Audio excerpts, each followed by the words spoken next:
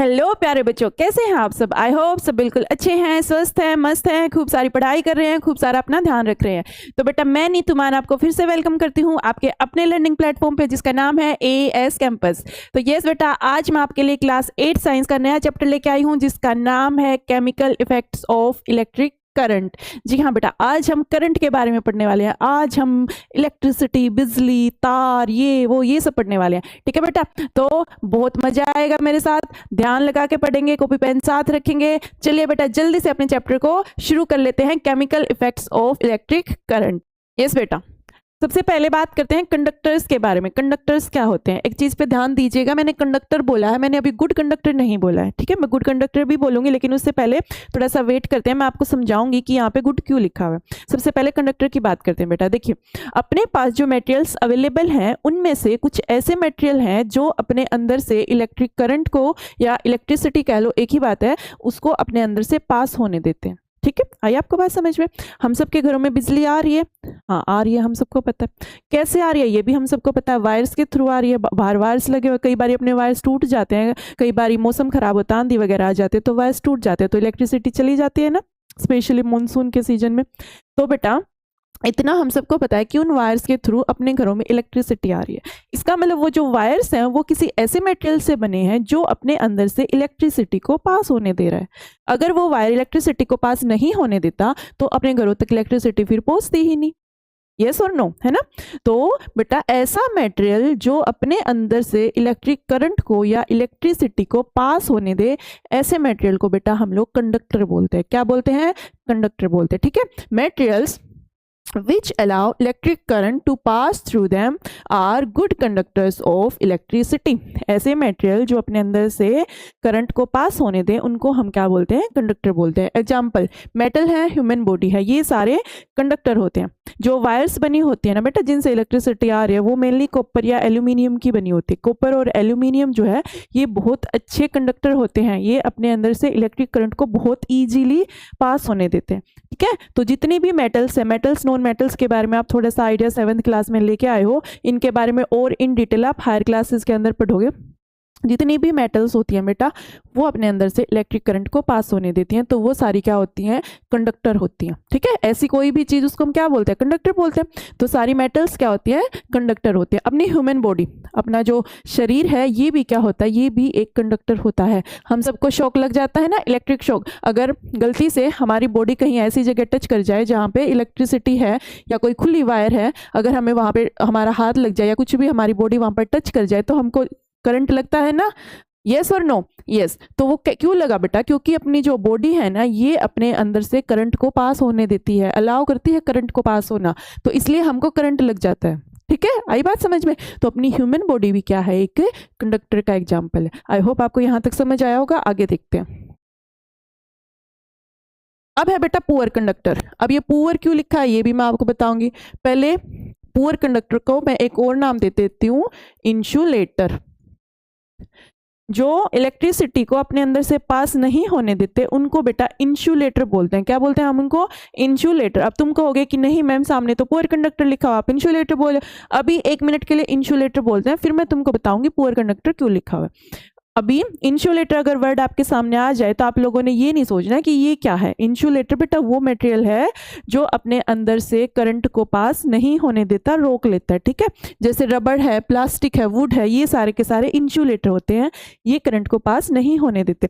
कई बारी ऐसी जगह पे जहाँ पे काम करना हो, जहाँ पे कुछ बिजली की तार वगैरह का कुछ काम करना हो, तो बेटा रबड़ या प्लास्टिक के ग्लव्स पहन के, पैरों में पहन के तब काम करते, ताकि हमको क्या ना लगे? इलेक्ट्रिक शॉक ना लगे, हमको झटका ना लगे। देखो, materials which do not allow electric current to pass through them easily are poor conductors of electricity. जो अपने अंदर से करंट को पास नहीं होने देते उनको क्या बोलते हैं? पुअर कंडक्टर कह लो या इंसुलेटर बोलते हैं। क्या बोलते हैं हम उनको? इंसुलेटर बोलते हैं। जैसे कि प्लास्टिक है, वुड है, रबड़ है, ये सारे के सारे किसके एग्जाम्पल होते हैं? इंसुलेटर के। अब मैं आपको बताती हूँ कि पुअर कंडक्टर और गुड कंडक्टर क्यों लिखा हुआ है। देखो क्या होता है बेटा, जो एयर है, जो एयर है, एयर क्या होती है, एयर बेसिकली इंसुलेटर होती है करंट की, ठीक है। एयर के अंदर से इलेक्ट्रिसिटी पास नहीं कर सकती, अगर एयर के अंदर से इलेक्ट्रिसिटी पास कर जाती तो बहुत ही खतरनाक सिचुएशन हो जाती है ना।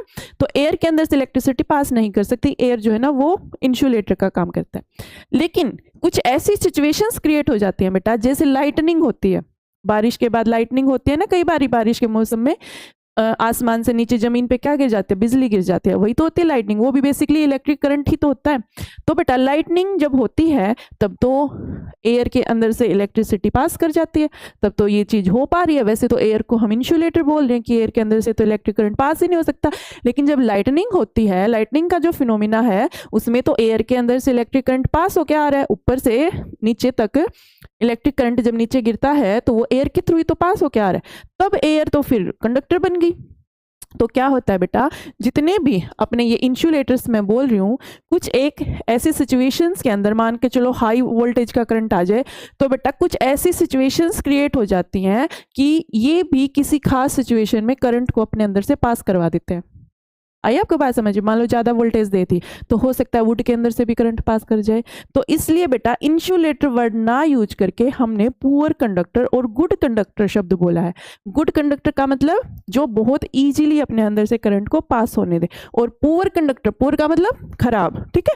पुअर कंडक्टर का मतलब है कि वो इजीली तो करंट को पास नहीं होने दे रहा, लेकिन क्या पता कुछ ऐसी सिचुएशन क्रिएट कर दी जाए तो हो सकता है उनके अंदर से भी करंट पास कर जाए। तो इसलिए इनको इंसुलेटर ना लिख के क्या लिख रखा है, इनको पुअर कंडक्टर लिख रखा है कि भाई आसानी से तो नॉर्मल सिचुएशन में तो इनके अंदर से करंट पास नहीं होगा, लेकिन अगर तुम कुछ ज्यादा ही वोल्टेज दे दो तो हो सकता है भी पास भी कर जाए, जैसे एयर के अंदर से पास कर जाता है जब लाइटनिंग होती है। वैसे तो नॉर्मली तो एयर इंसुलेटर होता है ना।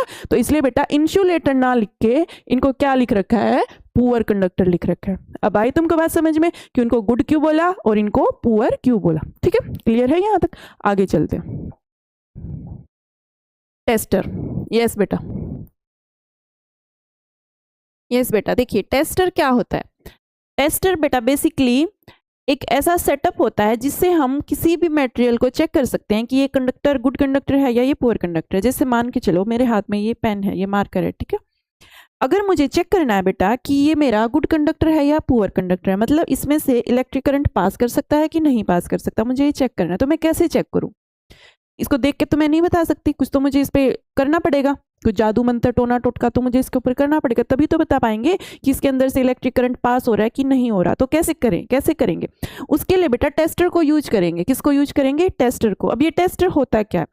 टेस्टर बेटा एक सेटअप होता है, एक अरेंजमेंट होता है जिससे हम ये चेक कर सकते हैं कि कोई भी मटेरियल है वो गुड कंडक्टर है या वो पुअर कंडक्टर है, मतलब वो करंट को पास होने देगा, वो नहीं पास होने देगा। ये चेक करने के लिए हम किसको यूज करते हैं? हम टेस्टर को यूज करते हैं। इसके अंदर होता क्या है बेटा, इसके अंदर एक तो सेल होता है, ये वही वाला सेल है जो हम यूज करते हैं अपने रिमोट वगैरह में डालने के लिए, ये वही वाला सेल है। एक तो सेल यूज करते हैं, एक बल्ब यूज करते हैं, ये क्या है मेरे पास? बल्ब है, ठीक है।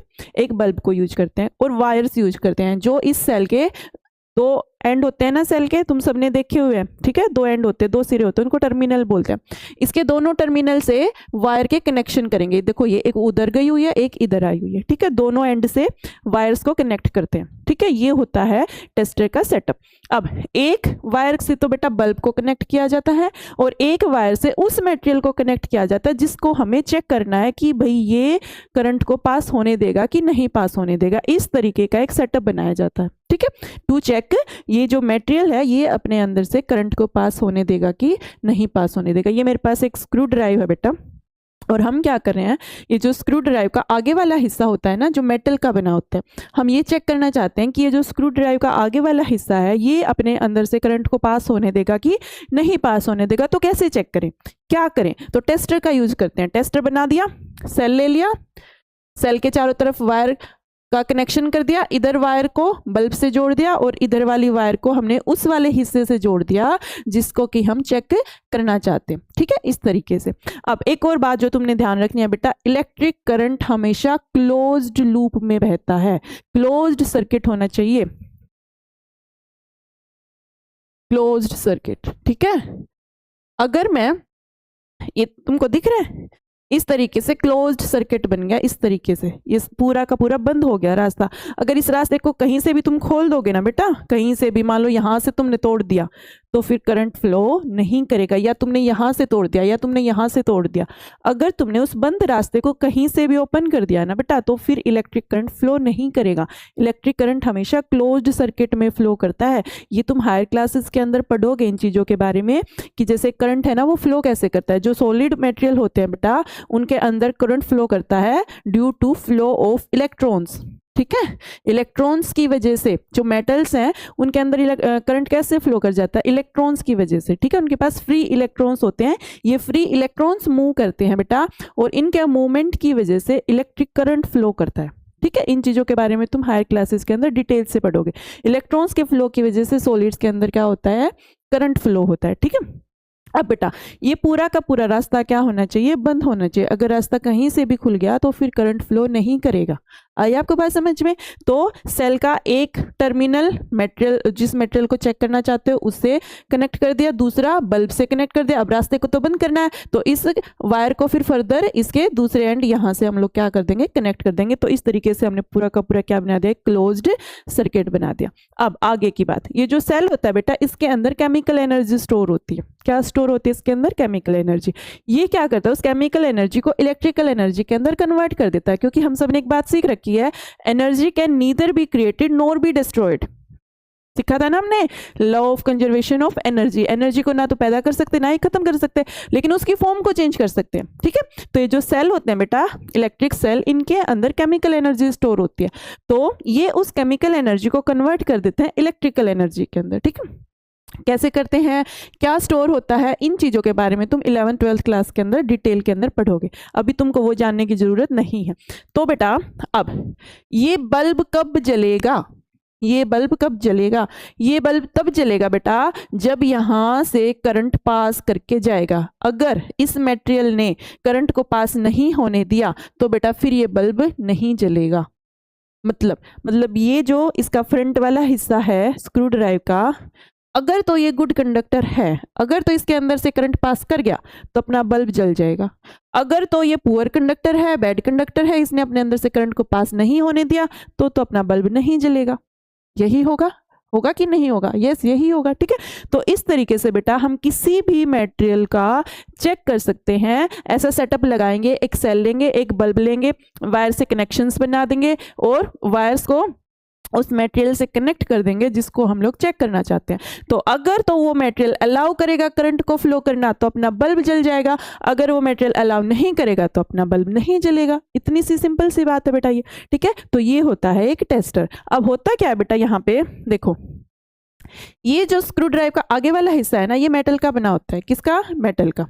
अब हमने जाना है कि मेटल जो होती हैं वो तो इलेक्ट्रिक करंट को फ्लो होने देती है, उनके पास फ्री इलेक्ट्रॉन्स होते हैं बेटा। इलेक्ट्रॉन्स मूव करते हैं तो करंट फ्लो करता है, और अगर इलेक्ट्रॉन इधर से इधर जा रहे हैं तो करंट उधर से उधर जाएगा। इलेक्ट्रॉन्स की डायरेक्शन के अपोजिट करंट चलता है, ठीक है।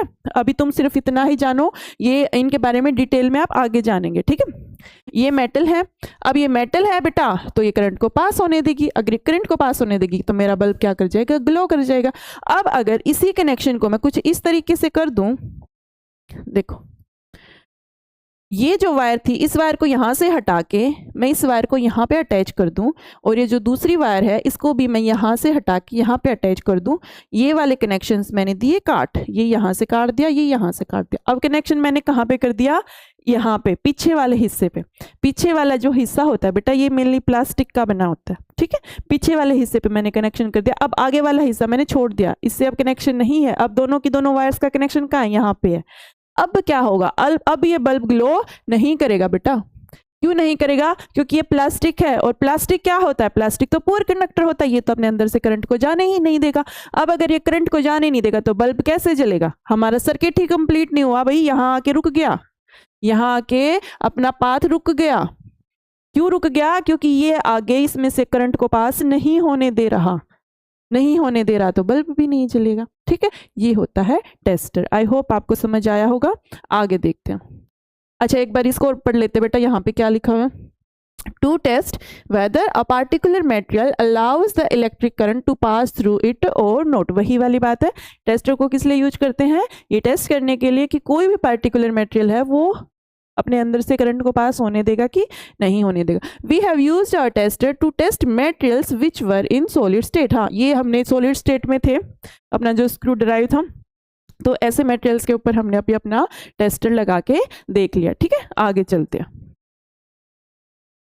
वही वाली बातें लिखी हुई हैं बेटा जो मैंने तुमको बताई हैं। Simple conduction tester has electric cell. क्या क्या होता है इसके पास? एक इलेक्ट्रिक सेल होता है, एक टॉर्च बल्ब होता है, एक टर्मिनल जो होता है वो कनेक्ट होता है to bulb by a wire. ठीक है, एक टर्मिनल बल्ब से कनेक्टेड था बाय अ वायर।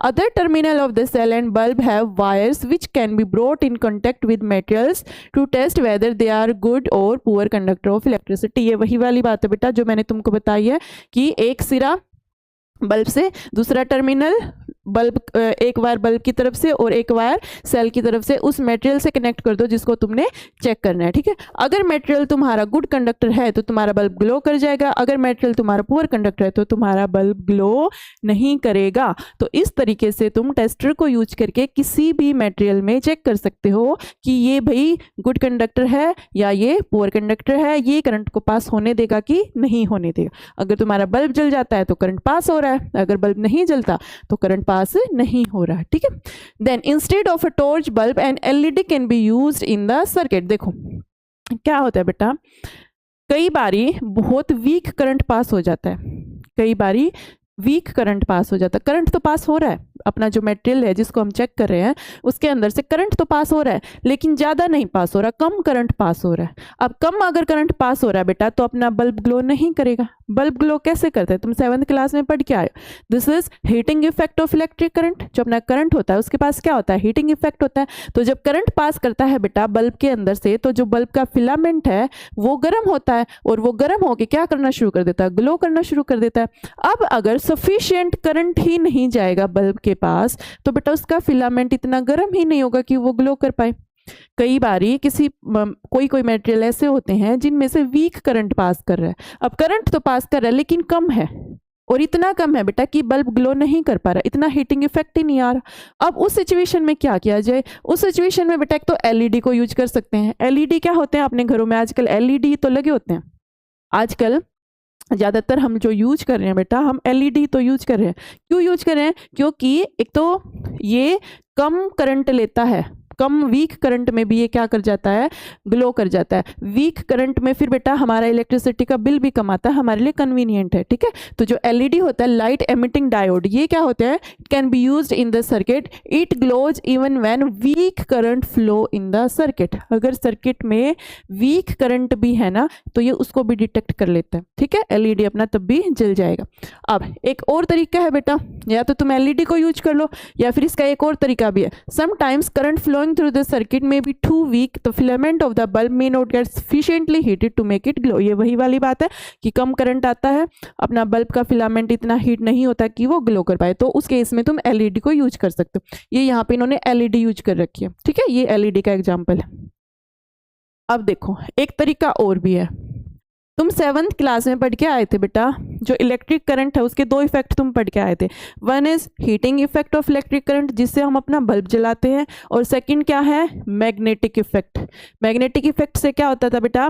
कोई भी तुम्हारे पास मैग्नेटिक कंपास है, अगर उसके पास से करंट जा रहा है या करंट कैरिंग कोई भी मटेरियल है वहां पे, तो उसका जो मैग्नेटिक कंपास का जो नीडल होता है वो नीडल क्या करना शुरू कर देता था? नाचना शुरू कर देता था, फ्लक्चुएट करना शुरू कर देता है। ये तुम 7th क्लास में पढ़ के आए थे, magnetic effect of electric current के अंदर, है ना। तो अब उसको यूज कर लेते हैं, उसको यूज कर लेते हैं। इसमें क्या करना है बेटा, मान के चलो कि कोई ऐसा मटेरियल है उसके अंदर से करंट तो पास हो रहा है लेकिन बहुत कम करंट पास हो रहा है, ठीक है, और कम करंट पास होने की वजह से अपना बल्ब नहीं जल रहा, बल्ब अपना ग्लो नहीं कर पा रहा। तो वहां पे एक ऑप्शन तुम्हारे पास ये है बेटा कि वहां पे तुम magnetic effect of electric current का फायदा उठा लो। तुम एक मैग्नेटिक कंपास उठा के ले आओ, मैग्नेटिक कंपास को रख दो, फिर अगर करंट जा रहा है ना, चाहे वो बहुत वीक हो, तो भी तुम्हारा कंपास का नीडल जो है ना वो फ्लक्चुएट करेगा, और इससे तुम ये पता लगा सकते हो कि हाँ भाई इसमें से करंट पास हो रहा है। ठीक है, एक तरीका ये है। देखो if a magnetic compass is kept near a wire, कोई भी वायर है उसके पास अगर तुम मैग्नेटिक कंपास रखते हो, current flows through the wire, और अगर उसमें से करंट पास कर रहा है बेटा, तो मैग्नेटिक नीडल गेट्स डिफ्लेक्टेड, उसके अंदर डिफ्लेक्शन आ जाता है। मैग्नेटिक जो नीडल है, सॉरी मैंने फ्लक्चुएशन वर्ड बोल दिया बेटा, फ्लक्चुएशन की बजाय डिफ्लेक्शन बोलना चाहिए था, ठीक है। तो तुम्हारी निडल जो है वो क्या कर जाती है, डिफ्लेक्ट कर जाती है, उसके अंदर डिफ्लेक्शन आ जाता है, फ्लक्चुएशन नहीं सॉरी डिफ्लेक्शन बेटा, ठीक है, डिफ्लेक्शन आ जाता है। So we can use a magnetic compass instead of a torch bulb और एलईडी इन द सर्किट। तो हम एलईडी या बल्ब की जगह पे हम क्या यूज कर सकते हैं, हम लोग मैग्नेटिक कंपास को यूज कर सकते हैं, ठीक है। Magnetic needle gets deflected even if a weak current flow in the circuit, अगर तुम्हारे सर्किट में बहुत ही वीक करंट भी फ्लो कर रहा है ना बेटा, उसको भी तुम्हारा मैग्नेटिक कंपास जो है ना वो डिटेक्ट कर लेगा, और नीडल जो है वो अपनी जगह से डिफ्लेक्ट होना शुरू हो जाएगा, ठीक है। इस तरीके से देखो, ये एक मैग्नेटिक कंपास है, मैग्नेटिक कंपास लो, उसके ऊपर से ऐसे वायर्स लपेट दो, ठीक है, वायर्स के फिर कनेक्शन कर दो। एक साइड तो बैटरी से, बैटरी क्या होती है बेटा, बैटरी बेसिकली एक से ज़्यादा सेल को हम लोग अगर जोड़ दें, जैसे सेल तो अपना था ना वो पीछे एक सेल था इस तरीके से, ठीक है, अगर तुम एक से ज़्यादा सेल को जोड़ दो बेटा तो तुम्हारी बैटरी बन जाती है, ठीक है। एक से ज़्यादा सेल को अगर तुम जोड़ दो तो वो क्या बन जाती है, बैटरी बन जाती है। बैटरी के पास बेटा ज़्यादा पावर होती है, सेल तो एक था, अब तुमने कई सारे सेल को जोड़ के बैटरी बना दी तो ऑब्वियसली उसके पास ज़्यादा पावर है, ठीक है।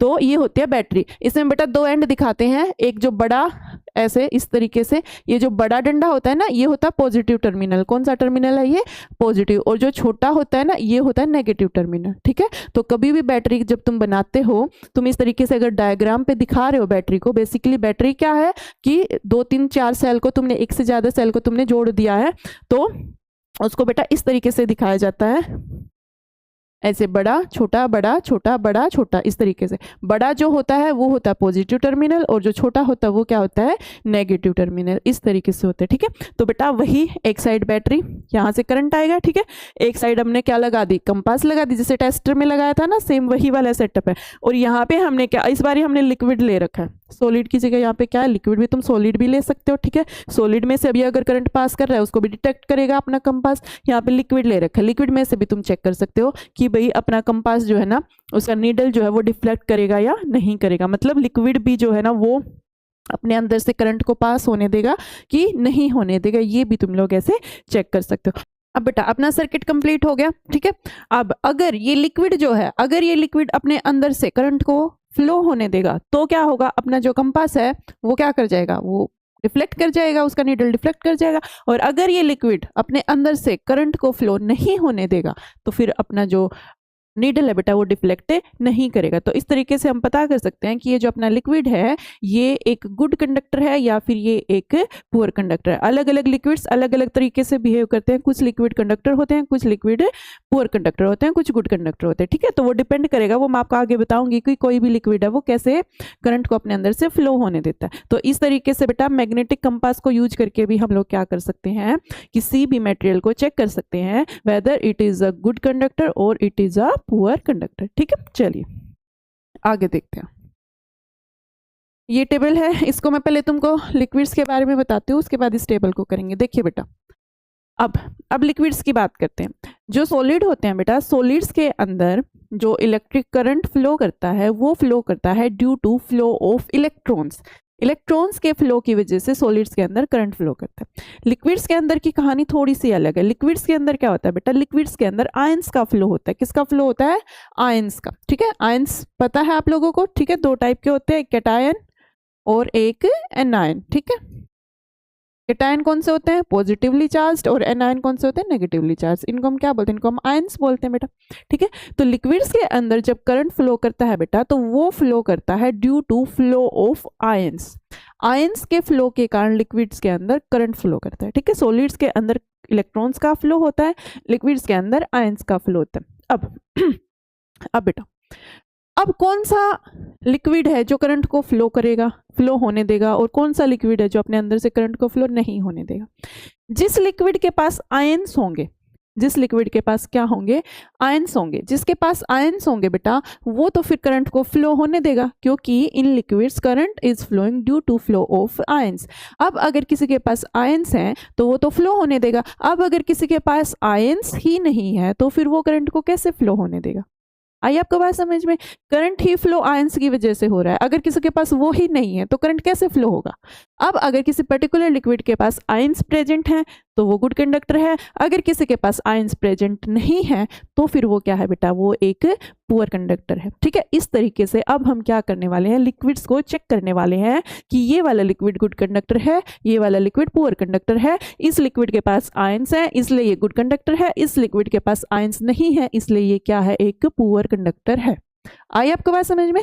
चलिए देखिए, सबसे पहले है बेटा डिस्टिल्ड वाटर जो होता है ये कंडक्टर नहीं होता। देखिए क्या होता है बेटा, जो अपने पास टैप वाटर है ना, या जो अपने पास सी वाटर है, या जो भी नदियों का पानी है, ये जो बारिश का पानी है, ये जितना पानी होता है ना बेटा, ये सारा का सारा पानी गुड कंडक्टर होता है। इसके अंदर से करंट जो है ना वो इजीली पास कर जाता है। जबकि जो डिस्टिल्ड वाटर होता है ना, जिसको हम लोग प्योर वाटर मानते हैं, जो डिस्टिल्ड वाटर होता है, जो प्योर वाटर होता है, वो बैड कंडक्टर होता है, वो पुअर कंडक्टर होता है करंट का, उसमें से करंट पास नहीं करता।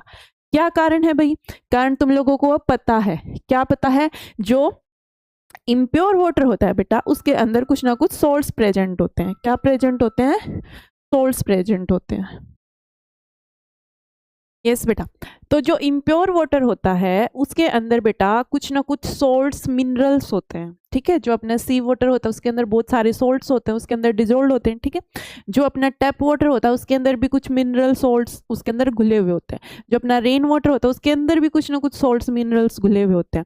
तो ये जो होते हैं बेटा ये आयंस की फॉर्मेशन करते हैं। ये जो सोल्ट्स होते हैं ना ये किसकी फॉर्मेशन करते हैं? आयंस की फॉर्मेशन करते हैं, जैसे कैटायन और एनायन, इस टाइप के पॉजिटिव और नेगेटिव आयंस की फॉर्मेशन करते हैं।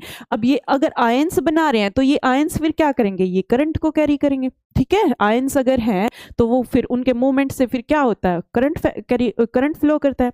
ठीक है, अब क्या होता है बेटा, जो अपना प्योर वाटर है, जो अपना डिस्टिल्ड वाटर होता है ना, डिस्टिल्ड वाटर जो प्योर वाटर होता है उसके अंदर बेटा कोई भी डिजोल्व्ड सॉल्ट्स प्रेजेंट नहीं होते। उसके अंदर कोई मिनरल्स, कोई सॉल्ट्स कुछ प्रेजेंट नहीं होता। उसके अंदर सिर्फ और सिर्फ अपना H2O क्या प्रेजेंट होता है? सिर्फ और सिर्फ H2O प्रेजेंट होता है। और जो H2O है बेटा, जो प्योर वाटर होता है वो बहुत ही कम आयनाइज होता है, बहुत कम आयंस का प्रोडक्शन करता है। आयंस ना के बराबर होते हैं उसके अंदर। जो कैटायन और एनायन होते हैं वो प्योर वाटर के अंदर ना के बराबर होते हैं, बहुत कम होते हैं, क्योंकि जो प्योर होता है बेटा वो बहुत कम आयनाइज होता है, आयनाइज नहीं होता वो। ठीक है, इस तरीके से,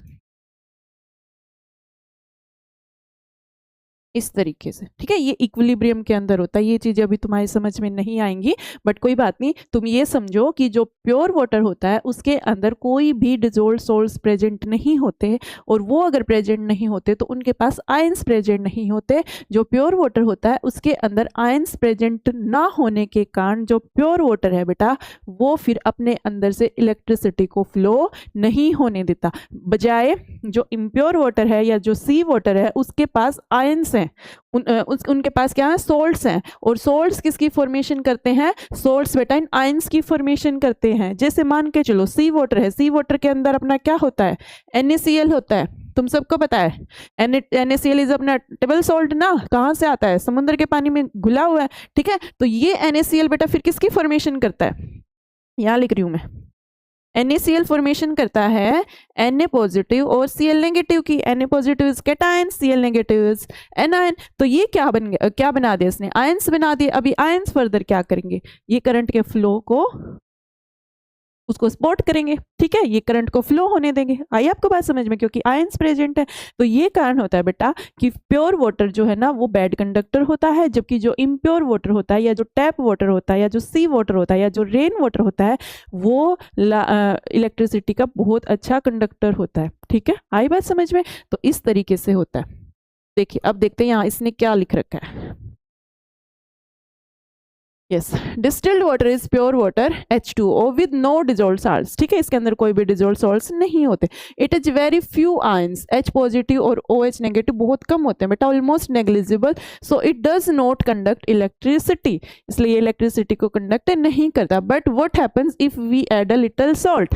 यस, अगर तुम प्योर वाटर के अंदर थोड़ा सा नमक डाल दो तुम क्या कर दो, प्योर वाटर के अंदर थोड़ा सा नमक डाल दो। नमक मीन्स तुमने क्या डाल दिया उसके अंदर, NaCl डाल दिया। अब वो कंडक्टर बन जाएगा, अब वो गुड कंडक्टर बन जाएगा। कैसे बन गया? क्योंकि तुमने उसके अंदर सोल्ट डाल दिया। सोल्ट के पास क्या है, सोल्ट ब्रेक होके क्या बना देगा, जैसे अभी मैंने बताया था, सोल्ट ब्रेक होके आयंस की फॉर्मेशन कर देगा।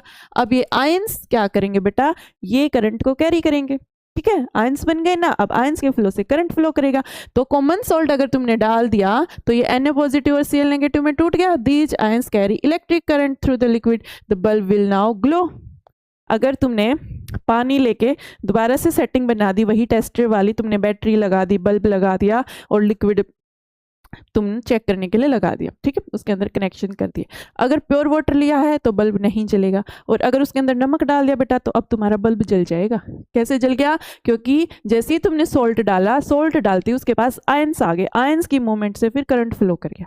इस तरीके से लिक्विड्स के अंदर क्या होता है, करंट का फ्लो होता है। अगर आयंस प्रेजेंट है बेटा, आयंस अगर प्रेजेंट है तो तुम्हारा बल्ब जल जाएगा, वो लिक्विड इलेक्ट्रिसिटी को कंडक्ट करेगा। और अगर आयंस प्रेजेंट नहीं है तो फिर वो बेटा कंडक्ट नहीं करेगा। देखो ये डिस्टिल्ड वाटर है, ये बल्ब लगा रखा है, ये बैटरी लगा रखी है, कनेक्शन कर रखे हैं, ठीक है। ये बेटा दो इलेक्ट्रोड लगा रखे हैं, ये क्या होते हैं, ये इलेक्ट्रोड होते हैं। देखो ये तुमको दिख रहा है, ये और ये क्या है, ये इलेक्ट्रोड है। अब ये इलेक्ट्रोड क्या होता है, इलेक्ट्रोड बेटा बेसिकली एक ऐसा मटेरियल होता है जो करंट को पास होने देता है आराम से, ठीक है। जैसे जब इन वायर्स में से करंट जा रहा है बेटा, ये जो वायर्स हैं इनमें से ये बैटरी है, इसने करंट भेजा तो बेटा ये इलेक्ट्रोड लगा देते हैं। इसका कुछ सिरा तो लिक्विड के अंदर डुबो देते हैं, कुछ ऊपर रख देते हैं। क्या होता है, देखो जो ऊपर वायर्स है ना बेटा, वायर्स के अंदर तो इलेक्ट्रॉन्स फ्लो कर रहे हैं, और जो नीचे लिक्विड होता है ना उसके अंदर आयंस फ्लो करते हैं। तो इन दोनों के बीच में एक मतलब तालमेल बिठा देता है कौन, इलेक्ट्रोड, ठीक है। तो ये इलेक्ट्रोड जो होता है ना, इस इलेक्ट्रोड के थ्रू करंट एंट्री करता है, और इस इलेक्ट्रोड के थ्रू ही करंट क्या करता है, उस सॉल्यूशन में से लीव करता है, ठीक है। तो बेसिकली जो इलेक्ट्रोड होता है बेटा, वो एक कनेक्शन सेटअप कर देता है बाहर की और अंदर की दुनिया में, इन वायर्स के बीच में और इस सॉल्यूशन के बीच में, क्योंकि सॉल्यूशन में तो आयंस होते हैं और बाहर जो वायर्स हैं उनके पास इलेक्ट्रॉन्स होते हैं, ठीक है। और ये जो इलेक्ट्रोड है इनके थ्रू करंट एंट्री करता है, और इन्हीं के थ्रू करंट क्या कर देता है, उस सिस्टम को छोड़ देता है। तो बेसिकली इलेक्ट्रोड एक ऐसा मटेरियल होते हैं जो करंट को आसानी से कैरी करते हैं, बस इतनी सी बात होती है, ये होते हैं इलेक्ट्रोड, ठीक है। कोई भी कंडक्टर, कोई भी मटेरियल जो आसानी से करंट को पास, जिसमें से पास कर सकता है, वो इलेक्ट्रोड का काम करता है, ठीक है बेटा। तो इस तरीके से हमने दो इलेक्ट्रोड लगा रखे हैं। यहाँ से करंट हमेशा पॉजिटिव से नेगेटिव की तरफ जाता है, इलेक्ट्रॉन हमेशा नेगेटिव से पॉजिटिव की तरफ जाते हैं, ठीक है। करंट किधर जाता है बेटा, हमेशा पॉजिटिव से नेगेटिव की तरफ, ये करंट की डायरेक्शन होती है, और इलेक्ट्रॉन्स की डायरेक्शन होती है नेगेटिव से पॉजिटिव की तरफ। तो पॉजिटिव टर्मिनल से करंट गया, अंदर एंट्री करी इलेक्ट्रोड के थ्रू, दूसरे इलेक्ट्रोड के थ्रू उसने छोड़ दिया, और वो वापस से किसके पास चला गया, बैटरी के पास चला गया। अब अगर ये डिस्टिल्ड वाटर है बेटा, ये प्योर वाटर है, इसके पास आयंस नहीं है, तो तुम्हारा बल्ब नहीं जलेगा। अब अगर तुमने इसमें सॉल्ट डाल दिया, सॉल्ट डाल दिया तो इसके पास आयंस आ गए, आयंस आते ही तुम्हारा बल्ब क्या कर गया, ग्लो कर गया। आई बात समझ में? इस तरीके से लिक्विड्स के अंदर क्या होता है, करंट का फ्लो होता है। Some liquids are good conductor of electricity, yes. कौन कौन से हैं जो गुड कंडक्टर होते हैं? टैप वाटर, क्यों? क्योंकि इसके अंदर सोल्ट्स प्रेजेंट है, एसिड सॉल्यूशन, बेसिक सॉल्यूशन और सॉल्ट सॉल्यूशन। देखिए बेटा जितने भी एसिड होते हैं, तुम पिछले साल एसिड और बेस अच्छे से पढ़ के आए हो, तुम पढ़ के आए हो एसिड वो होते हैं जो H पॉजिटिव आयन देते हैं, बेस वो होते हैं जो OH नेगेटिव आयन देते हैं। तुम इतनी थोड़ी सी लिमिटेड डेफिनेशन है ये, बट कोई बात नहीं, तुम ये पढ़ के आए हो, ठीक है। H positive ion, OH negative ion, ये तुम पढ़ के आए हो 7th क्लास के अंदर। तो आयंस तो हैं, ठीक है, एसिड के पास भी आयन है, बेस के पास भी आयन है।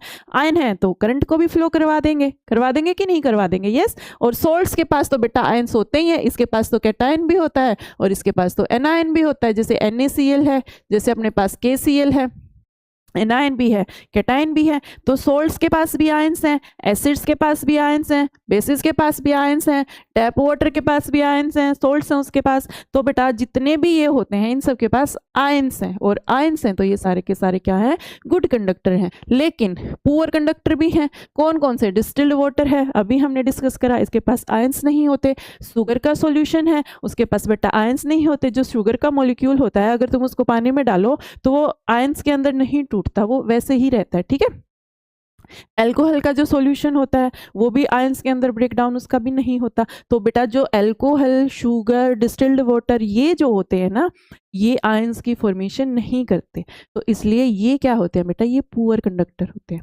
आई होप तुम इस बात को याद रखोगे। गुड कंडक्टर जिसके पास आयंस है, पुअर कंडक्टर जिसके पास आयंस नहीं है। कौन कौन से हैं? डिस्टिल्ड वाटर है, अल्कोहल है, ये क्या शुगर का सॉल्यूशन है, ये सारे के सारे आयंस इनके पास नहीं होते।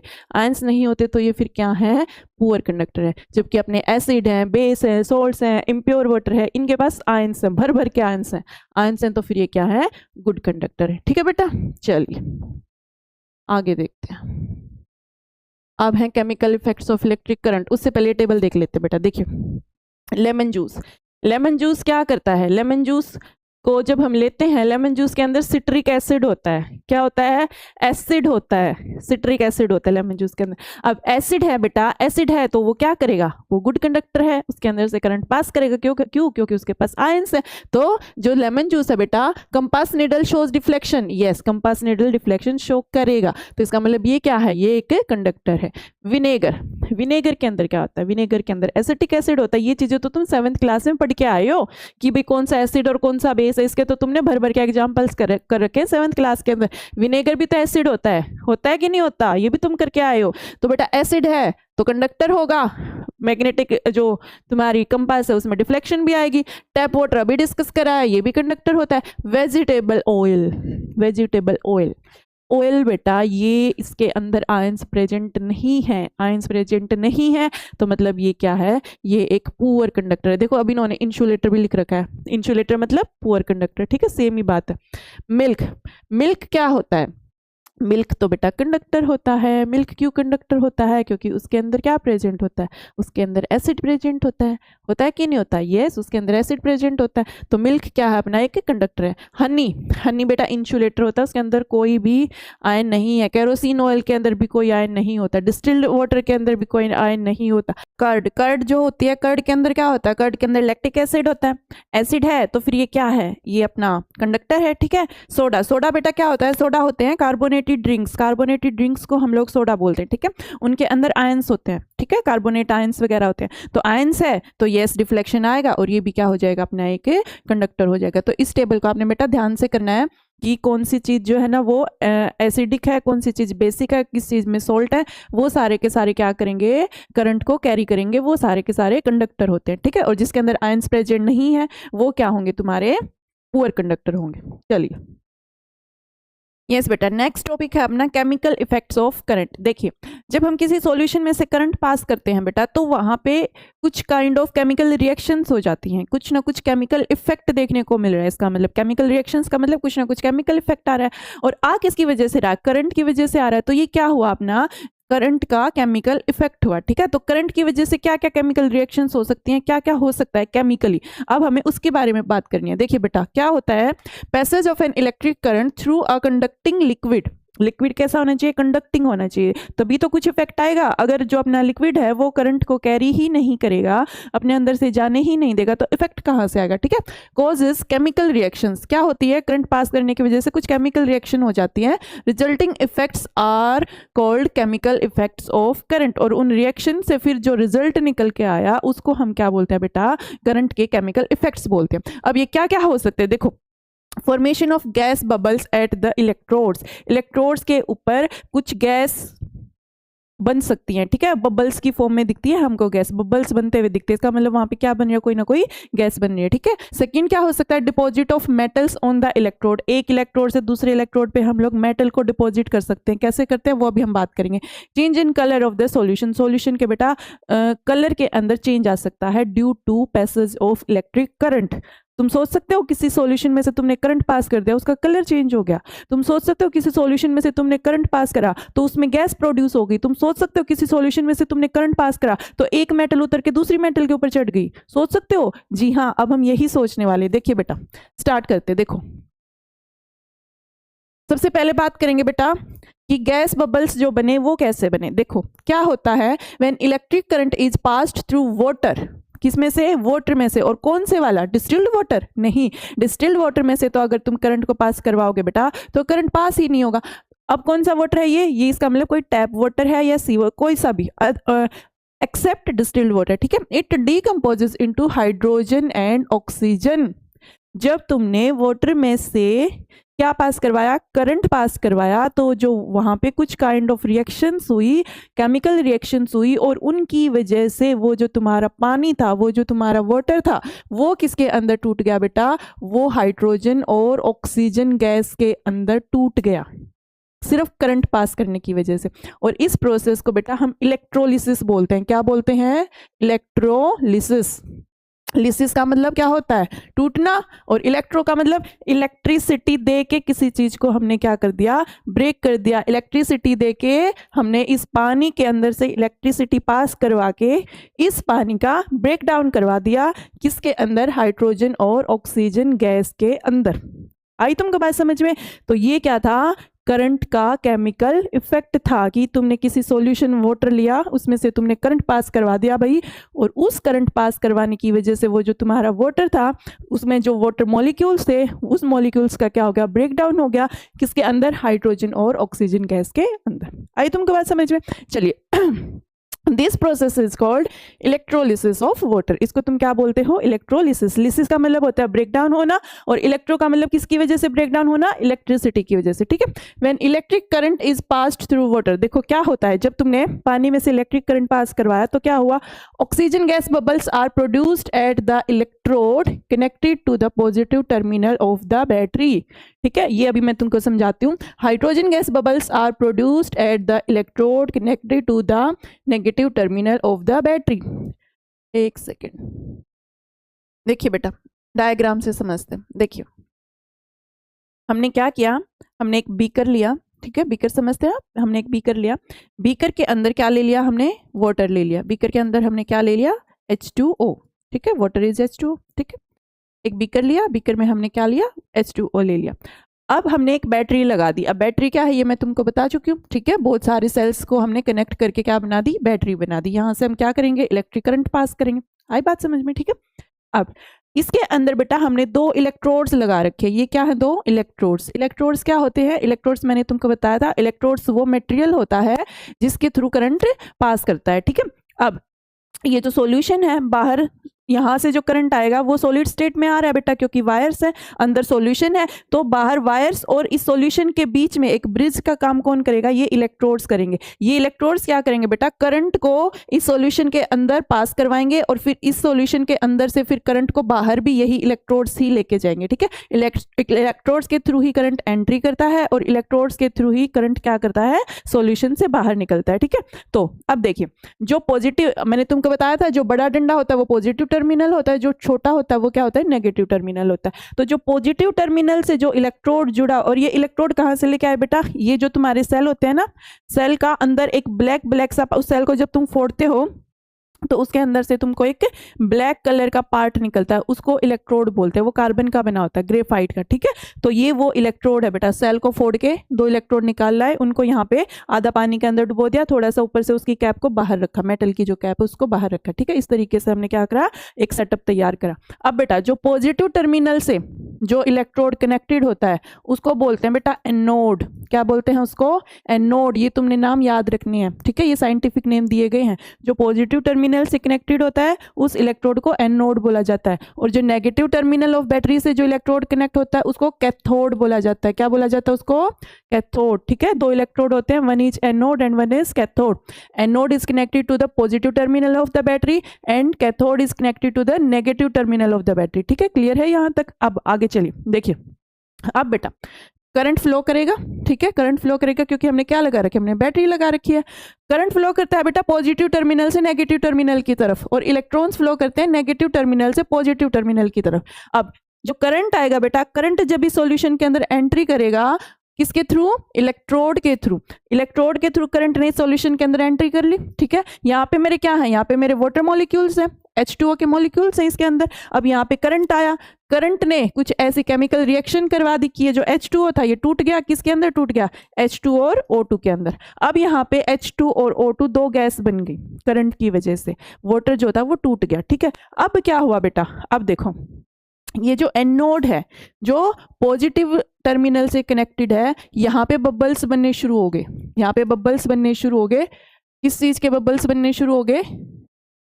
यहाँ पे बबल्स बनने शुरू हो गए। ये बबल्स बने बेटा ऑक्सीजन गैस के। कौन सी गैस के? ऑक्सीजन गैस के। इसी तरीके से कैथोड के ऊपर भी क्या हुआ? बबल्स बनने शुरू हो गए। यहाँ पे भी बबल्स बनने शुरू हो गए। ये किसके बबल्स बने बेटा? ये हाइड्रोजन गैस के बबल्स बने। ठीक है, दोनों के दोनों इलेक्ट्रोड्स के ऊपर कुछ बबल्स अपीयर हुए। वो बबल्स किसके थे? इस साइड एनोड के ऊपर बबल्स आए ऑक्सीजन गैस के, और कैथोड के ऊपर किसके बबल्स आए? हाइड्रोजन गैस के। तो क्या हुआ? ये जो वाटर प्रेजेंट था बेटा, इस वाटर का इलेक्ट्रोलिसिस हो गया। इलेक्ट्रिसिटी पास करवा के हमने इस वाटर को तोड़ दिया हाइड्रोजन और ऑक्सीजन गैस के अंदर। और वो गैस हमको कहाँ मिली? वो हमको रिस्पेक्टिव इलेक्ट्रोड्स के ऊपर मिली। मतलब एक इलेक्ट्रोड के ऊपर ऑक्सीजन मिली और एक इलेक्ट्रोड के ऊपर हमको हाइड्रोजन गैस मिली। कैसे मिली? बबल्स की फॉर्म में, बबल्स बनते हुए दिखे, मतलब कोई गैस प्रोड्यूस हुई वहां पे। क्लियर है ये बात? तो ये क्या था बेटा? Chemical effect of electric current. ठीक है, इलेक्ट्रिक करंट की वजह से ये सब कुछ हो गया। आइए, आपको बात समझ में क्लियर है? आगे चलें, चलिए आगे देखते हैं। सेकंड है बेटा इलेक्ट्रोप्लेटिंग। इलेक्ट्रोप्लेटिंग क्या होती है? देखिए, सबसे बेसिक एग्जांपल लेते हैं हम। जो औरतें, लेडीज, लड़कियां ज्वेलरी पहनती हैं, क्या पहनती हैं? ज्वेलरी पहनती हैं।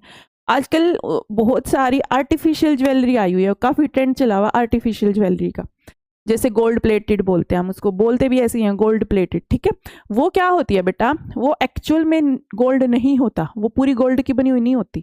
मान लो मेरे पास कोई नेकलेस है मेरे पास, वो गोल्ड का नहीं है, ओरिजिनल गोल्ड का वो नहीं है। अंदर से वो कोई नकली चीज का, मान लो कोई और मेटल, कॉपर का है, किसी और चीज का है, सिल्वर का हो सकता है। ठीक है, लेकिन उसकी जो ऊपर वाली लेयर है ना बेटा, वो गोल्ड की बना दी। ऊपर वाली लेयर किसकी बना दी? गोल्ड की बना दी। और वो दिखने में मेरे को गोल्ड के जैसा दिख रहा है। ओरिजिनल गोल्ड तो काफी एक्सपेंसिव होता है, अब तो बहुत ही ज्यादा एक्सपेंसिव हो गया। अब कोई अगर उसको अफोर्ड नहीं कर सकता तो बेटा वो आर्टिफिशियल खरीद लेता है ना? कोई बुरी बात नहीं है, बहुत अच्छी बात, आर्टिफिशियल खरीद लो। आर्टिफिशियल खरीद लेता है, लेकिन वो हमको दिखता गोल्ड की तरह ही है। हम बता नहीं सकते देखने से कि आर्टिफिशियल है। क्यों? क्योंकि बेटा उसके ऊपर वाली जो लेयर है ना, वो गोल्ड की चढ़ा दी, और नीचे से वो क्या है? वो कोई सस्ती मेटल है। ठीक है, वो कॉपर हो सकती है, वो सिल्वर हो सकती है, नीचे से कोई सस्ती मेटल है। जो फिर हमारे तो दो काम निकल गए। हमको गोल्ड वाला लुक लेना था, वो भी आ गया, और हमारे तो पैसे भी खर्च नहीं हुए। तो ये होती है बेटा इलेक्ट्रोप्लेटिंग। और ये हमने चढ़ाई कैसे? वो लेयर कैसे चढ़ाई? करंट को यूज करके। Can you believe? करंट को यूज करके हमने एक सस्ती मेटल के ऊपर अपनी गोल्ड की लेयर चढ़ा दी। इसको बेटा इलेक्ट्रोप्लेटिंग बोलते हैं। इलेक्ट्रिसिटी को यूज किया, एक मेटल की दूसरी मेटल के ऊपर कोटिंग चढ़ा दी, परत चढ़ा दी। ठीक है, तो इसको बेटा इलेक्ट्रोप्लेटिंग बोला जाता है। देखिए, the process of depositing a layer of any desired metal on another material by means of electricity is called electroplating. कोई मेटल है, मान लो आयरन है बेटा, क्या है? आयरन है। आयरन पे रस्ट लग जाता है, जंग लग जाता है ना आयरन के ऊपर। तो आयरन के ऊपर हम लोग किसी दूसरी मेटल की, जिंक की क्या चढ़ा देते हैं? हम कोटिंग कर देते हैं जिंक की, ताकि उसको जंग ना लगे। ठीक है, अब अगर इलेक्ट्रिसिटी को यूज करके हम किसी मेटल के ऊपर किसी दूसरी मेटल की लेयर चढ़ा रहे हैं, परत चढ़ा रहे हैं, एक तरीके का पेंट करना है ये। ठीक है, लेकिन किसको यूज करके करें? करंट को यूज करके कर रहे हैं। और कैसे करें वो अभी हम जानेंगे। इस प्रोसेस को बेटा इलेक्ट्रोप्लेटिंग बोलते हैं। ठीक है, इसमें क्या होता है? सेम उसी तरीके से दो इलेक्ट्रोड्स बनाएंगे, जैसे अभी बनाए थे, एक कैथोड बनाया था, एक एनोड बनाया था। उसी तरीके से दो इलेक्ट्रोड्स बनाएंगे, एक सॉल्यूशन लेंगे, कंडक्टिंग सॉल्यूशन लेंगे, करंट को पास करवाएंगे उसी तरीके से, और फिर हम देखेंगे कि क्या केमिकल रिएक्शन हुई वहां पे। देखिए बेटा, यहां से करते हैं, यस, यहां से आपको ज्यादा समझ में आएगा। When electric current is passed through the copper sulfate solution, copper sulfate dissociates into copper and sulfate. ये होता है बेटा तुम्हारा कॉपर सल्फेट, CuSO4। हमने क्या किया? हमने एक सॉल्यूशन लिया बेटा, किसका? कॉपर सल्फेट का, CuSO4 का। ठीक है, हमने CuSO4 का क्या लिया? एक सॉल्यूशन ले लिया। कंडक्टिंग सॉल्यूशन है। क्यों कंडक्टिंग है? क्योंकि आयंस है। Copper 2 positive, SO4 2 negative, ions है इसके पास, तो ये कंडक्टिंग सॉल्यूशन है, हमने ये ले लिया। अब हमने क्या लिया बेटा? Free copper gets drawn to the electrode connected to negative terminal of battery and gets deposited on it. ऐसे नहीं, मैं समझाऊंगी। देखिए बेटा, कुछ इस टाइप की सेटिंग होती है। देखिए, ये अपना एक बीकर है, ठीक है। इस बीकर के अंदर मैंने क्या ले लिया बेटा, एक कंडक्टिंग सॉल्यूशन ले लिया। मान के चलो अभी हम कॉपर की लेयर चढ़ा रहे हैं, ठीक है। हमेशा देखो, ये नेगेटिव टर्मिनल है, ये इसका मतलब अपना क्या है बेटा, कैथोड है। क्या है ये, कैथोड है। इसको नेगेटिव इलेक्ट्रोड भी बोल सकते हैं, क्योंकि ये नेगेटिव टर्मिनल से कनेक्टेड है ना, तो ये क्या है अपना, कैथोड है, नेगेटिव इलेक्ट्रोड। ये पॉजिटिव टर्मिनल है, तो इसका मतलब ये कौन सा इलेक्ट्रोड है अपना, ये एनोड है। और ये कैसा इलेक्ट्रोड है, ये पॉजिटिव इलेक्ट्रोड होता है, ठीक है। एनोड पॉजिटिव इलेक्ट्रोड होता है। यहां तक बात समझ में आई, ठीक है। अब बेटा, ये अपने दो इलेक्ट्रोड हो गए, ये नीचे अपना एक सॉल्यूशन हो गया। ये सॉल्यूशन उसी चीज का लेना है बेटा, जोन सी तुमने मेटल चढ़ानी है। मान के चलो, देखो पहले अभी फॉर एग्जांपल ये भी अपनी क्या है, कॉपर की प्लेट है, कॉपर मेटल की। और ये वाली प्लेट भी हमने किसकी ले ली, कॉपर की ही ले ली, कॉपर प्लेट है। अब बेटा, इस कॉपर को दूसरे कॉपर के ऊपर चढ़ाना है, ठीक है। ये दोनों कॉपर की प्लेट है, एक का कॉपर उतार के दूसरी प्लेट के ऊपर हमने चढ़ाना है, ठीक है। तो नीचे जो सॉल्यूशन लेंगे ना बेटा, फिर वो भी कॉपर का ही लेंगे। हमने जिस मेटल को चढ़ाना होता है उसी का नीचे सॉल्यूशन लेते हैं, उसी का कोई कंडक्टिंग सॉल्यूशन लेते हैं। तो कॉपर का ले लिया मैंने, कॉपर सल्फेट। कॉपर सल्फेट इसका एक कंडक्टिंग सॉल्यूशन मैंने ले लिया, ठीक है। तो सॉल्यूशन के अंदर मेरा क्या है, कॉपर सल्फेट है। दो मेरी कॉपर की प्लेट लगी हुई है, एक कॉपर की प्लेट मेरी एनोड बनी हुई है, एक कॉपर की प्लेट मेरी कैथोड बनी हुई है। जो एनोड है वो पॉजिटिव इलेक्ट्रोड है जो कैथोड है वो मेरा क्या है, वो मेरा नेगेटिव इलेक्ट्रोड है, ठीक है बेटा। चलिए, अब क्या होगा, देखिए अब होगा करंट पास। क्या करेंगे, अब बैटरी से करंट आएगा, करंट को पास करवाया, करंट ने एंट्री करी बेटा सॉल्यूशन के अंदर वाया इलेक्ट्रोड। एक इलेक्ट्रोड से करंट ने सॉल्यूशन के अंदर एंट्री कर ली। अब इस सॉल्यूशन के अंदर करंट कुछ ना कुछ रिएक्शन करेगा, तो बेटा ये क्या करेगा, ये इस कॉपर सल्फेट को ब्रेक करवा देगा कॉपर 2 पॉजिटिव और सल्फेट 2 नेगेटिव के अंदर, ठीक है। कॉपर सल्फेट इस तरीके से ब्रेक हो जाता है, कॉपर 2 पॉजिटिव और सल्फेट 2 नेगेटिव के अंदर मेरा कॉपर सल्फेट क्या हो गया, ब्रेक हो गया। अब क्या होगा, देखो अब इस सॉल्यूशन के पास कॉपर 2 पॉजिटिव और सल्फेट 2 नेगेटिव आयंस प्रेजेंट हैं। आयंस हैं अब इसके पास, क्यों, कैसे आए आयंस, करंट ने इसको ब्रेक करवा दिया कॉपर सल्फेट को। अब क्या होगा बेटा, जो ये Cu2 पॉजिटिव है ये कैटायन है, इसके ऊपर पॉजिटिव चार्ज है, और अपोजिट चार्ज एक दूसरे को क्या करते हैं, अट्रैक्ट करते हैं, ठीक है। तो ये पॉजिटिव बेटा किसकी तरफ भागेगा, ये नेगेटिव इलेक्ट्रोड की तरफ भागेगा। तो यहाँ से सॉल्यूशन में से कॉपर 2 पॉजिटिव किसकी तरफ भागेगा, इस नेगेटिव वाले इलेक्ट्रोड की तरफ भागेगा। आई बात समझ में। तो ये जो कॉपर 2 पॉजिटिव है ये कहाँ चिपकना शुरू हो जाएगा, धीरे धीरे सारे के सारे जो कॉपर 2 पॉजिटिव सॉल्यूशन के अंदर है वो सारे के सारे कहाँ चिपकने शुरू हो जाएंगे, इस कैथोड के ऊपर चिपकने शुरू हो जाएंगे। और जितना कॉपर यहाँ से कैथोड के ऊपर चिपकेगा उतना ही कॉपर एनोड से सॉल्यूशन के अंदर आ जाएगा। इक्वल अमाउंट ऑफ कॉपर जितना डिपॉजिट हुआ कैथोड के ऊपर उतने ही अमाउंट में कॉपर साथ साथ बेटा यहां से उतर के सॉल्यूशन के अंदर आता रहेगा, और सॉल्यूशन से कॉपर कहां जाता रहेगा, कैथोड के ऊपर चिपकता रहेगा। तो जैसे जैसे और करंट पास होता गया, टाइम चलता गया, तो ये वाली जो प्लेट है बेटा, जो अपनी एनोड वाली प्लेट है, ये तो क्या होती जाएगी, ये तो कम पतली होती जाएगी, क्योंकि इसका तो कॉपर उतर के सॉल्यूशन में आ गया। सॉल्यूशन से फिर कॉपर कहाँ चिपकता जा रहा है, यहाँ चिपकता जा रहा है, और ये सारा कॉपर कहाँ चढ़ता चला जाएगा, कैथोड के ऊपर। तो ये प्लेट तो अपनी मोटी होती चली जाएगी और ये वाली प्लेट बेटा अपनी पतली होती चली जाएगी, क्योंकि सॉल्यूशन से कॉपर कहाँ जा रहा है, कैथोड पे जाके चिपक रहा है, और एनोड का जो कॉपर है वो कहाँ जाता जा रहा है, वो सॉल्यूशन के अंदर जाता जा रहा है। और ये सब हो किसकी वजह से रहा, ये सब करंट की वजह से हो रहा है। जैसे ही हमने करंट पास करवाया ये सारा कुछ होना शुरू हो गया। इसको बेटा इलेक्ट्रोप्लेटिंग बोलते हैं। अब जो तुमने बातें ध्यान रखनी है वो तुमने ये ध्यान रखनी है बेटा कि जिस मेटल की तुमने परत चढ़ानी है, जिसकी तुमने चढ़ानी है उसको तुम बनाओगे एनोड, और जिसके ऊपर चढ़ानी है, जिसके ऊपर तुमने चढ़ानी है उसको तुम बनाओगे कैथोड। कैथोड वो वाली मेटल बनाई जाती है जिसके ऊपर तुमने परत चढ़ानी है, और जिसकी परत चढ़ानी है उसको तुम एनोड बनाओगे। और जिसका तुमने एनोड बनाया है, जिसका तुमने एनोड बनाया है बेटा, उसी का नीचे तुम क्या लोगे, कंडक्टिंग सॉल्यूशन लोगे, उसी का कंडक्टिंग सॉल्यूशन लोगे तुम नीचे।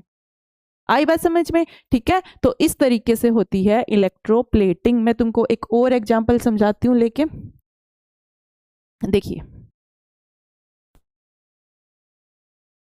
देखिए बेटा, हम क्या कर रहे हैं, हम लोग आयरन के ऊपर जिंक की कोटिंग कर रहे हैं। किसकी? आयरन के ऊपर जिंक की। देखो ये ले लिया मैंने बीकर, ये मैंने बनाए 2 मेरे इलेक्ट्रोड्स।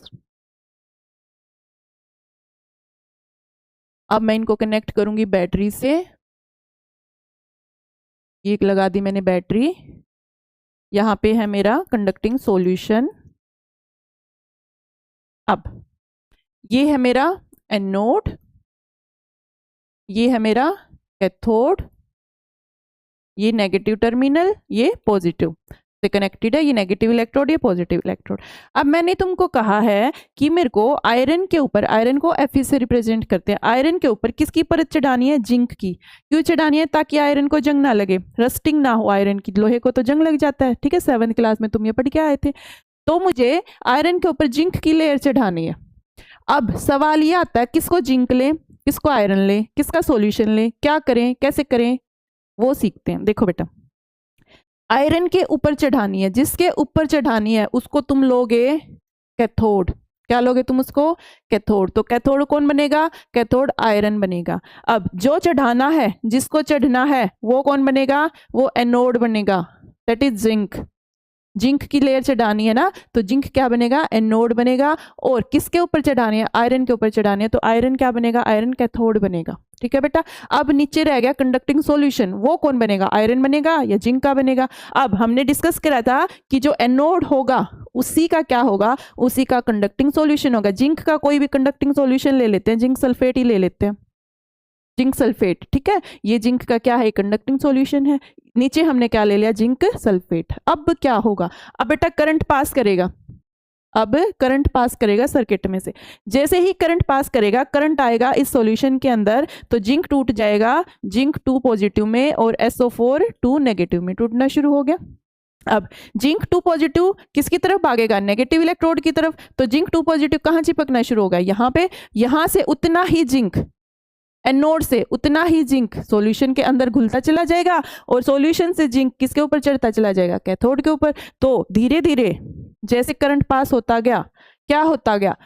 आयरन के ऊपर जिंक की लेयर चढ़ती चली गई, और इस तरीके से आयरन नीचे रह गया और उसके ऊपर कौन आ गया? जिंक आ गया। और यहाँ जो जिंक था बेटा, वो पतला होता चली गई उसकी प्लेट, क्योंकि जिंक कहाँ जाता जा रहा है? आयरन के ऊपर जाता जा रहा है। आई बात समझ में? तो इस तरीके से जिंक की हमने आयरन के ऊपर क्या करवा दी? इलेक्ट्रोप्लेटिंग करवा दी। ठीक है, किसकी हेल्प से करवाई? करंट की हेल्प से करवाई। तो ये था करंट का दूसरा केमिकल इफेक्ट। पहला हमने पढ़ा था वाटर का क्या करवा दिया था? इलेक्ट्रोलिसिस। दूसरा इसने क्या करवा दी? इलेक्ट्रोप्लेटिंग करवा दी। अब इसकी कुछ एप्लीकेशंस देख लेते हैं कि ये कहाँ कहाँ पे होती है। यस, देखिए बेटा, अब मैंने ये तुमको पूरा समझा दिया है कि ये क्या कहानी है।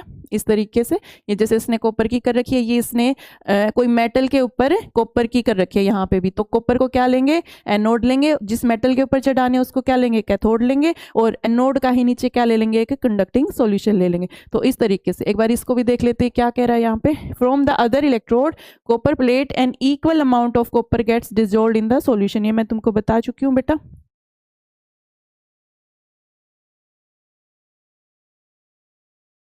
यस, अब देखिए, thus loss of copper from the solution is restored and process continues. This means that copper get transferred from one electrode to the other. ये वही वाली कहानी है बेटा जो मैं तुमको बता चुकी हूँ कि किस तरीके से एनोड से तो डिजोल्व होता जाता है और कैथोड से डिपॉजिट होता जाता है, सॉल्यूशन से कैथोड के ऊपर डिपॉजिट होता चला जाता है। Solution, salt solution of the metal to be plated, जैसे जिस भी मेटल को हमने चढ़ाना है उसी का हम क्या लेंगे बेटा? सॉल्यूशन लेंगे। एनोड पॉजिटिव टर्मिनल होता है, कैथोड नेगेटिव टर्मिनल होता है। किसको क्या बनाना है ये भी मैं तुमको बता चुकी हूँ।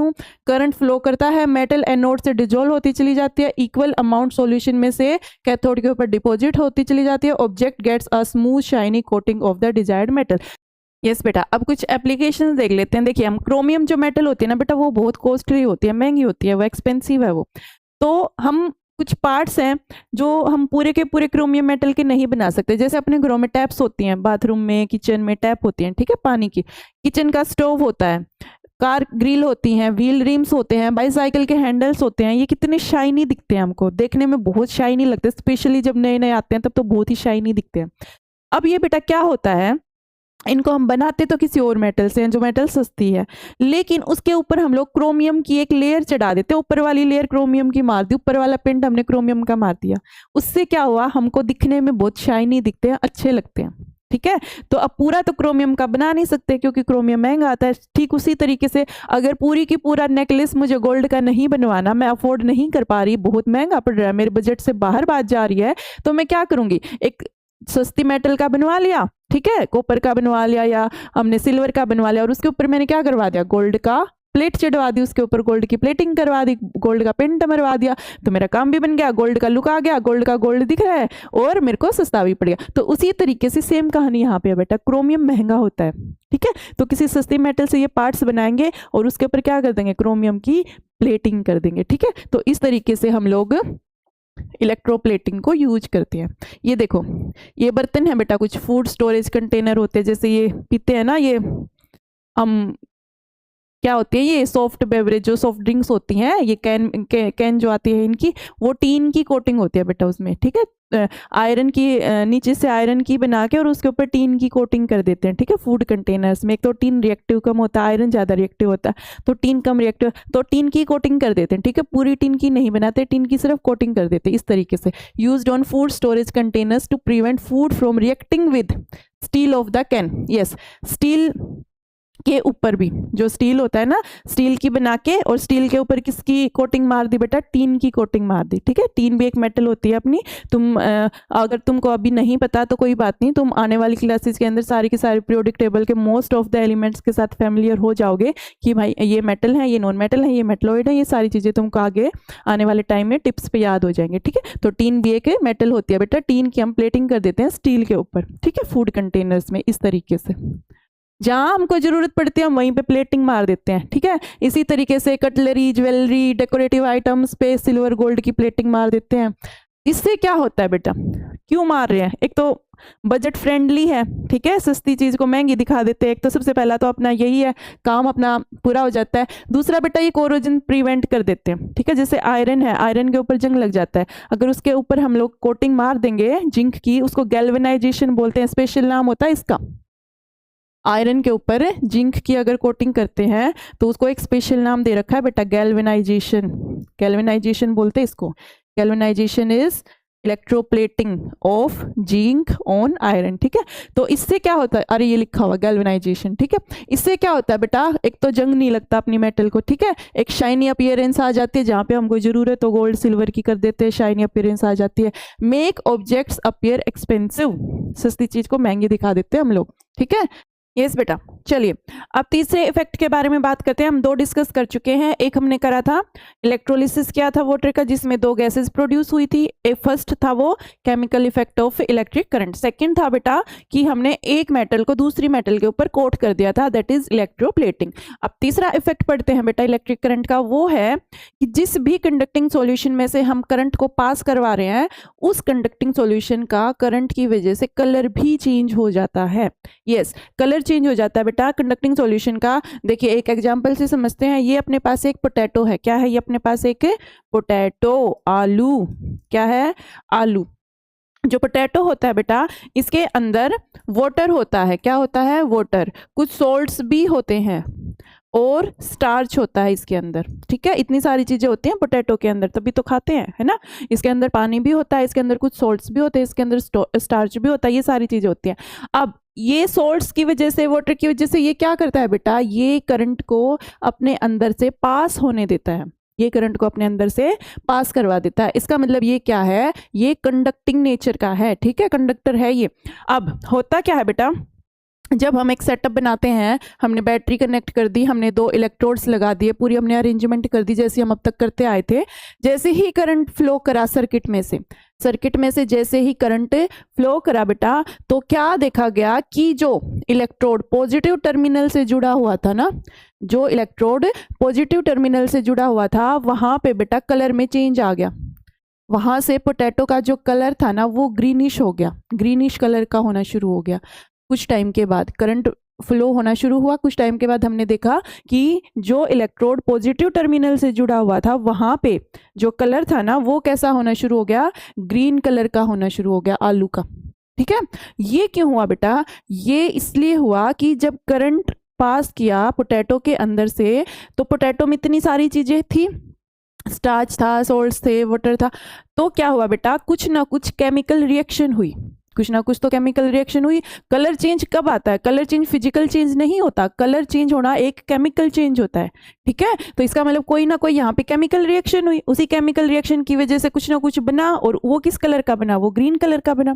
यस, तो बेटा क्या होता है, जब करंट पास करता है, एक साइड से करंट जाता है, नेगेटिव टर्मिनल की साइड से इलेक्ट्रॉन्स जाते हैं, वो इलेक्ट्रॉन्स यहाँ पॉजिटिव टर्मिनल की साइड इकट्ठा होने शुरू हो जाते हैं। इस पूरे प्रोसीजर में क्या होता है बेटा, कुछ ऐसे सब्सटेंस बन जाते हैं यहाँ पे जो इस पोटैटो के अंदर स्टार्च प्रेजेंट था उसके साथ रिएक्शन कर जाते हैं, और एक ग्रीन कलर का कलर, एक ग्रीनिश कलर जो है ना वो हमें यहाँ पे अपीयर होता है। ये सब कुछ हुआ ड्यू टू केमिकल रिएक्शंस। ठीक है, कलर चेंज कभी भी होता है बेटा तो वो केमिकल चेंज होता है, वो फिजिकल चेंज नहीं होता, it is a chemical reaction. ठीक है, तो इस तरीके से हम, अगर हमें ये नहीं पता, मान के चलो कि भाई कौन सा टर्मिनल पॉजिटिव है कौन सा नेगेटिव है, तो बेटा इस सेटअप से हम ये भी बता सकते हैं, कनेक्ट कर दो, करंट फ्लो होएगा, करंट फ्लो होएगा तो जो पॉजिटिव टर्मिनल होगा वो किस कलर का होना शुरू हो जाएगा, वो नीचे से पोटैटो वहां से ग्रीन कलर का होना शुरू हो जाएगा। तो इस तरीके से हम ये भी चेक कर सकते हैं। ठीक है, तो ये था बेटा कलर चेंज ऑफ द